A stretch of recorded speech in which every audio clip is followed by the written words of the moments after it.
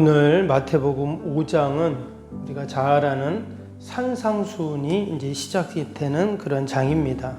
그래서 마태복음 5장, 6장, 7장을 가리켜서 산상수훈 또는 산상보훈이라고 그렇게 말씀을 하죠.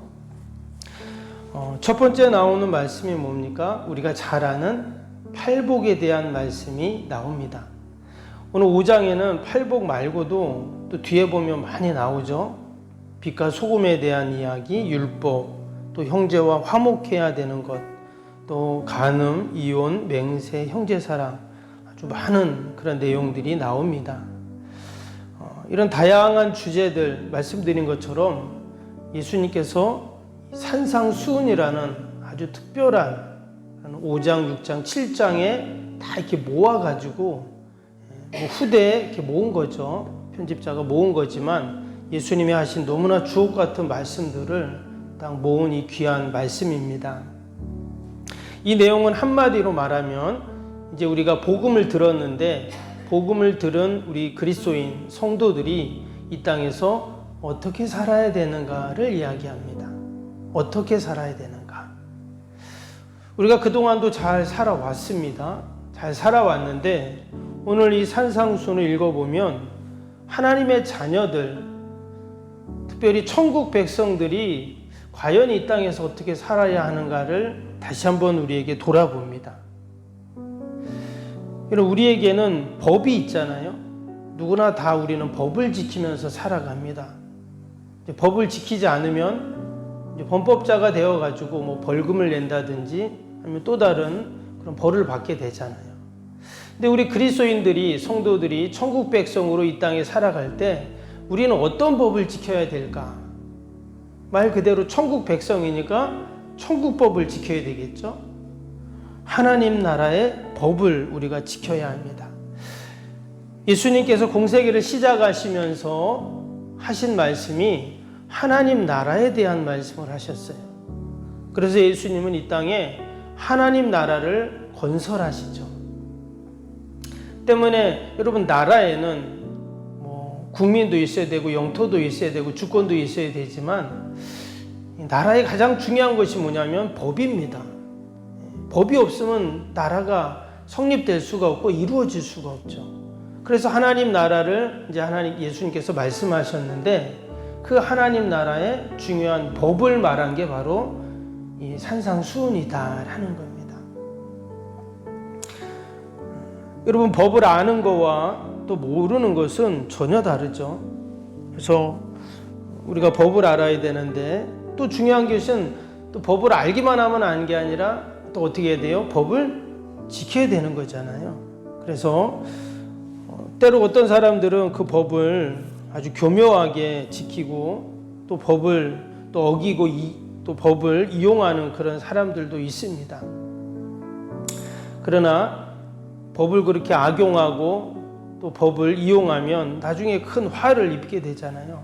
우리가 이 산상수훈을 읽으면서 우리가 천국시민으로서 하나님 나라의 법 또는 새로운 법이라고도 말할 수 있는데 우리가 그 하나님 나라 법을 잘 알고 바르게 실천할 때 여러분 하나님이 주시는 그런 은혜와 복이 분명히 있는 줄로 믿습니다. 그래서 우리가 그냥 읽는 것이 아니라 오늘 하루 다시 한번 이 5장에 나오는 이 말씀들을 천천히 다시 한번 우리가 읽고 묵상하면서 오늘도 이 말씀대로 사는 은혜가 있기를 바랍니다. 오늘 팔복에 대한 말씀 잠깐 보려고 하는데요.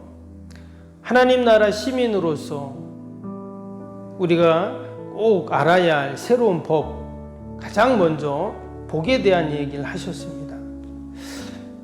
예수님께서 살던 그 당시 사람들의 복의 개념과 오늘 말씀하신 이 새로운 팔복의 복은 조금 달랐습니다.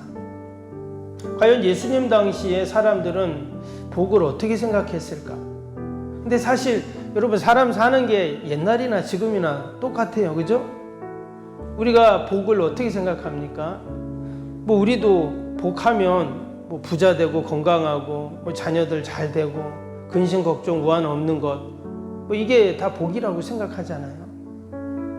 지금 예수님 말씀하신 이 복이라는 이 단어는 헬라어로 마카리오스라는 단어입니다.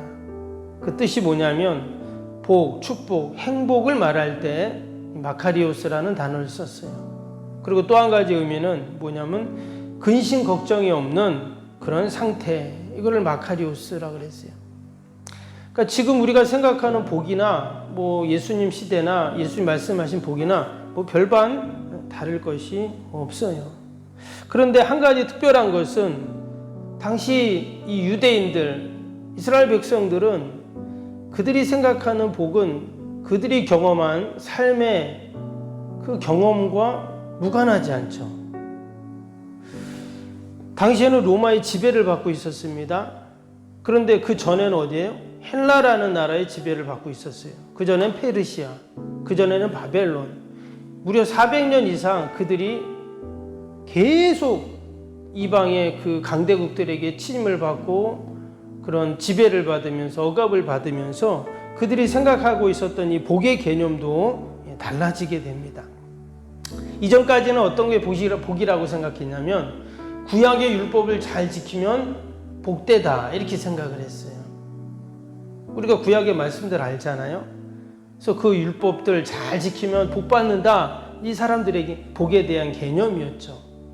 그런데 그렇게 이방 나라들 강대국에 계속 침입을 받고 그 역사의 그 굴곡 속에서 이 복의 개념이 왜곡이 돼요. 그래서 뭐로 바뀌게 됩니까? 많이 들어보셨죠? 율법주의. 율법하고 율법주의는 다릅니다. 그래서 그런 대표적인 사람이 사도 바울 같은 사람이 나온 거예요.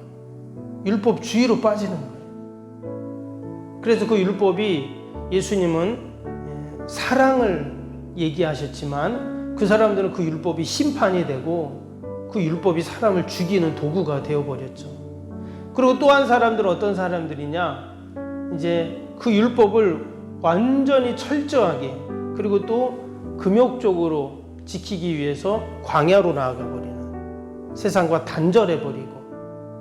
왜? 율법을 온전히 지켜야 복이니까 이 세상에서 같이, 이 죄악의 세상에서 같이 살면 율법을 못 지키는 거예요. 그러니까 어떻게 해요? 우리는 뭐 산으로 간다 하지만 이 사람들은 광야로 완전 들어가 버리는 거예요. 여러분, 이것은 복에 대한 왜곡이죠. 그래서 예수님께서 오셔서 하나님 나라에 대한 말씀을 하시면서 가장 먼저 말씀하신 게 바로 새로운 복에 대한 이야기를 그들에게 이야기를 하고 계신 것입니다. 원래 하나님께서 만드신 이 땅에서의 그 복은 원래 지금 이 팔복의 내용이 맞아요. 그런데 죄로 말미암아 인간이 타락하고 오염되면서 그 죄의 복의 개념도 바뀌게 된 것입니다. 그래서 지금 이 팔복에 대한 말씀은 어떻게 이렇게 살지? 왜 이렇게 복을 말씀하셨지? 라고 우리가 생각하지만 원래 하나님께서 이 땅에 만드신 복의 기준이 이 팔복이 맞습니다. 그래서 예수님께서는 그 복을 다시금 회복하기 위해서 지금 이 팔복에 대한 말씀들을 하고 계시다라는 것이죠. 여러분, 세상의 복은 나에게 유익을 주고 나를 즐겁게 하고 나에게 좋으면 그게 다 복이에요. 나를 힘들게 하고 나를 괴롭게 하고 나에게 손해를 끼치면 뭐예요? 악이에요. 이게 세상의 복의 기준입니다. 악의 기준이고. 그런데 오늘 이 팔복에 대한 말씀은 바로 우리가 그동안 생각하고 또 우리가 붙잡았던 복과는 완전히 정반대의 복을 이야기합니다. 우리가 하나하나 다 구체적으로 볼 수는 없지만 여러분 보세요. 3절에 심령이 가난한 것이 복이라 했어요. 애통하는 것이 복이라 했어요. 여러분, 슬프고 애통하는데 왜 복입니까? 또 온유하면 복이라 그랬어요. 여러분, 온유한 사람 보세요. 맨날 사람들에게 이용만 당합니다. 의에 줄이고 목마른 것, 이게 복이라 그래요. 또 긍휼히 여기는 자, 긍휼히 여기면 얼마나 멋있고 좋습니까? 그런데 실제로 여러분, 긍휼히 여기는 사람은요 늘 손해봅니다. 근데 그게 복이라는 거예요. 밑에 보세요. 박해를 받는 자, 또 욕먹고 악한 말을 듣는 자, 하나같이 세상의 복과는 뭔가 거리가 먼 그런 모습이잖아요. 고달픈 이런 삶을 살면 마치 이 땅에서 고달픈 인생을 살 수밖에 없는 그러한 모습이죠. 근데 왜 예수님께서는 이 세상의 복과는 전혀 관계없어 보이는 이것을 복이라고 말씀하셨는가? 오늘 말씀 특별히 뒤에 보세요. 뒤에 보면 39절 보시면 거기 이런 말씀이 있죠. 나는 너에게 이르노니 악한 자를 대적하지 말라. 누구든지 내 오른뺨을 치거든 왼뺨도 돌려대며 40절 또 너를 고발하고 속옷을 가지고는 자는 겉옷까지 주게 하고 누구든지 억지로 오리를 가게 하거든 심리를 동행하고. 여러분, 이게 세상의 기준과는 지금 완전 정반대잖아요. 심지어 44절 보세요. 나는 너희에게 이르노니 너희 원수를 사랑하며 너희를 박해하는 자를 위해 기도하라. 여러분, 세상에서 이렇게 하는 사람이 어디가 있어요? 근데 지금 예수님께서는 지금 전혀 다른 하나님 나라의 법에 대한 말씀들을 지금 하고 있다는 겁니다.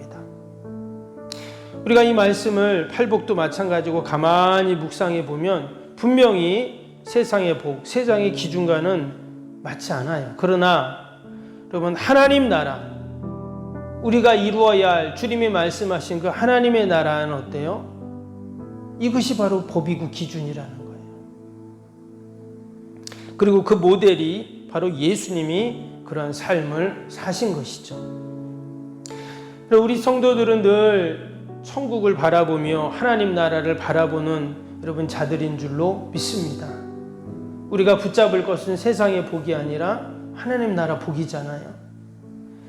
우리가 이 산상수훈의 말씀 우리가 다시 한번 깊이 묵상하면서 오늘 하루도 우리가 천국 백성으로 이 땅에서 살아가는 것이 너무나 귀하고 소중한 일임을 우리가 늘 기억하고 하나님께서 오늘도 우리에게 부어주실 하늘의 은혜를 소망하면서 오늘도 하나님께 영광 돌리는 저와 여러분이 되시기를 주님의 이름으로 축복합니다. 우리 오늘 수요일 기도하겠습니다. 46번부터 60번까지 기도입니다. 46번부터 신실한 그리스도의 제자를 끊임없이 재생산하는 생명의 공동체가 되게 하옵소서. 아멘. 주님의 마음으로 성도들을 섬길 수 있는 평신도 지도자들이 세워지게 하옵소서. 아멘. 세워진 평신도 지도자들이 자신의 은사를 따라 교회를 섬기게 하옵소서. 아멘. 부흥의 새 시대를 준비하며 다음 세대를 책임지는 교회가 되게 하옵소서. 아멘. 복음의 능력으로 통일한국과 글로벌 시대를 감당할 다음 세대를 준비하게 하옵소서. 아멘. 다음 세대들이 성경적인 가치관으로 무장되어 열방을 품고 나아가게 하옵소서. 아멘. 우리 아이들이 지성과 감성과 영성을 겸비하여 새 시대 부흥의 주역이 되게 하옵소서. 아멘. 이웃들을 목자의 심정과 긍휼의 마음으로 품고 사랑으로 섬기게 하옵소서. 아멘. 교회가 지역사회 주민들의 소통의 장소로 아름답게 사용되게 하옵소서. 아멘. 늘 섬김의 자리에 있게 하시고 지역의 자랑이 되는 교회가 되게 하옵소서. 아멘. 저 교회와 협력하여 함께 부흥하고 포항성시와의 쓰임받게 하옵소서. 아멘. 온 성도들에게 구령의 열정이 불타게 하시고 영혼 구원에 힘쓰게 하옵소서. 아멘. 주님의 지상명령을 수행하며 주님의 소원을 이루어드리는 교회가 되게 하옵소서. 아멘. 세계복음화를 위해 더욱 많은 선교사와 선교지를 품고 섬기게 하옵소서. 아멘. 새성정은 주의 열방의 구원을 위해 거룩한 선교센터가 되게 하옵소서. 아멘. 예수님의 이름으로 기도합니다. 아멘. 사랑과 은혜가 충만하신 하나님 아버지, 우리는 다 천국 백성이요 하나님 나라 백성들인 줄로 믿습니다. 이제 우리가 지켜야 할 법은 세상의 법도 지키지만 우리는 하나님의 나라의 법, 새로운 법을 지키며 또한 그 법을 이루어가는 자들인 줄로 믿사오니 오늘도 주님의 말씀, 이 산상수훈의 말씀을 꼭 기억하며 늘 하나님께 영광 돌리는 저희들이 되게 하여 주옵소서. 그러한 믿음과 소망을 갖고 하나님 또 우리가 기도합니다. 나라 민족과 교회와 이웃과 또 우리 사랑하는 자녀들 다 올려드리오니 하나님 돌보시고 선하게 인도하여 주옵소서. 기도에는 이런 종류가 날 수 없다 하셨사오니 우리가 함께 믿음으로 기도할 때 하나님께서 다 들으시고 선하게 인도하여 주옵소서. 연약한 육신 만져주시고 우리의 심령 강건케 하여 주시고 늘마다 성령의 충만함으로 하나님 귀한 사명 직분 잘 감당해 나아가도록 도와주시옵소서. 오늘도 주님의 몸된 교회 또 우리 가정 일터 하나님 자녀들 꼭 지키시고 얻은 명들 틈타지 않도록 늘 천군 천사 보내주시고 안위하여 주옵소서. 감사하며 예수님의 이름으로 기도하옵나이다. 아멘. 하늘에 계신 우리 아버지, 아버지의 이름을 거룩하게 하시며 아버지의 나라가 오게 하시며 아버지의 뜻이 하늘에서와 같이 땅에서도 이루어지게 하소서. 오늘 우리에게 일용할 양식을 주시고 우리가 우리에게 잘못한 사람을 용서하여 준 것 같이 우리 죄를 용서하여 주시고 우리를 시험에 빠지지 않게 하시고 악에서 구하소서. 나라와 권능과 영광이 영원히 아버지의 것입니다. 아멘.